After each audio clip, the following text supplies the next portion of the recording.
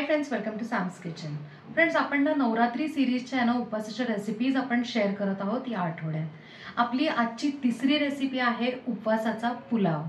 आता आपण रेग्युलर पुलाव करताना भरपूर भाज्या, त्यानंतर तांदूळ ह्याचा आपण आहे ना बेसिकली पुलाव करतो. पण उपवासाच्या पुलावमध्ये आपण नक्की काय काय घालणार आहे यासाठी तुम्हाला पूर्ण व्हिडिओ बघावा लागेल. 3, 2, 1.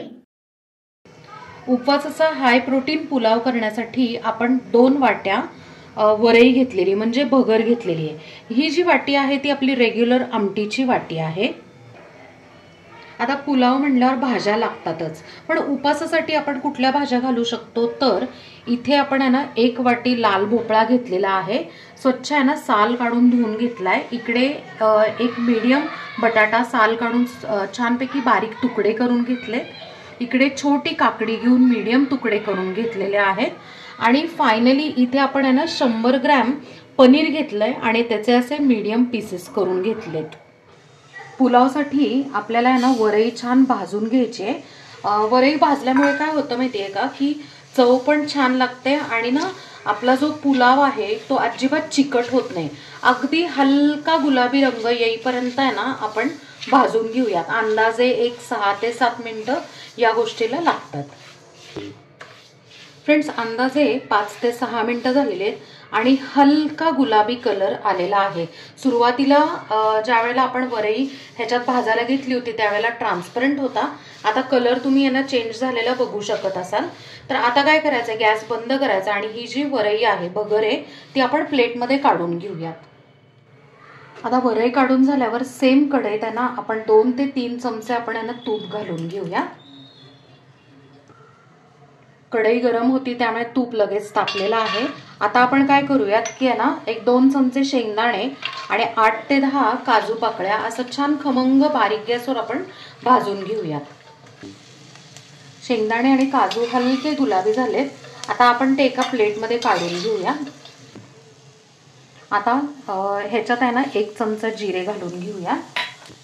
जिरे फुलले की 1 ते 2 चमचे आपण आहे ना इथे हिरवी मिरची आणि आल्याची पेस्ट करून घेतली ती ह्याच्यात घालून छानपैकी आहे ना खमंग अशी फ्राय करून घेऊया.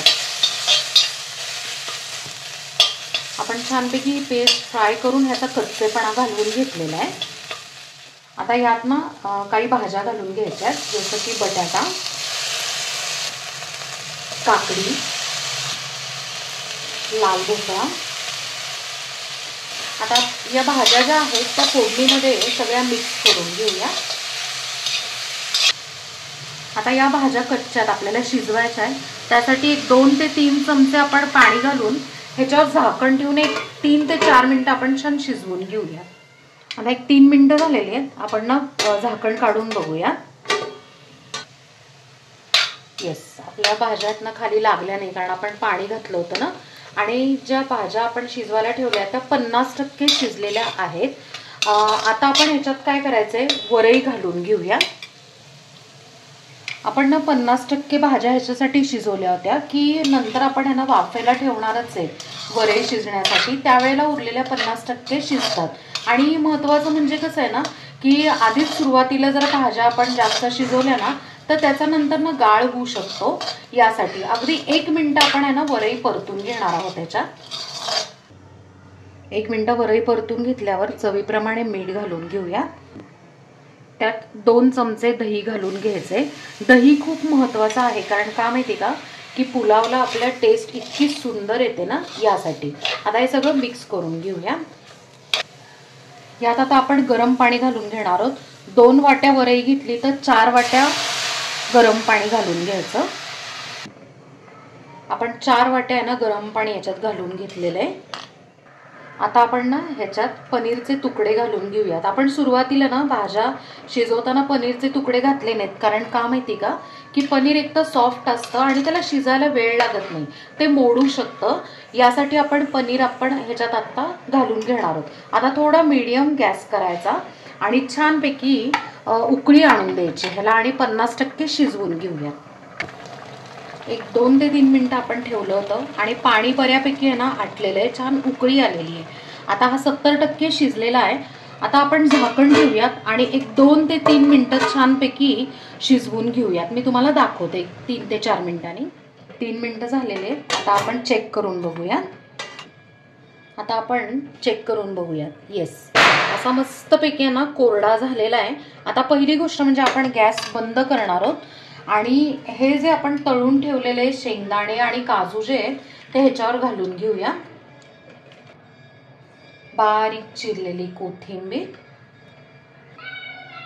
आता आपण कोथिंबीर पण आहे ना घालून झालेली आहे. गॅस बंद केलाय.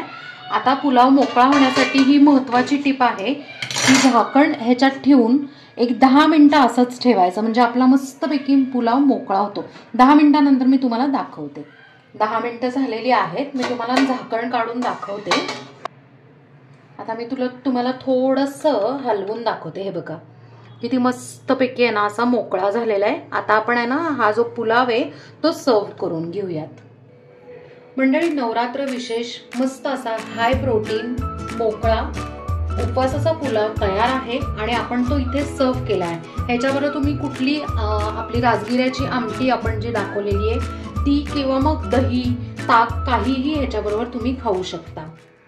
तर मंडळी, बघितलं ना नक्की की कशाचा आपण पुलाव केलेला आहे, कुठल्या भाज्या टाकलेल्या आहेत किंवा काही टिप्स आहेत त्याच्यात. आता हा जो उपवासाचा पुलाव आहे तो 1 पॉट मील आहे आणि महत्त्वाचं म्हणजे ना पौष्टिक तर आहेच पण पोटभरीचा सुद्धा आहे.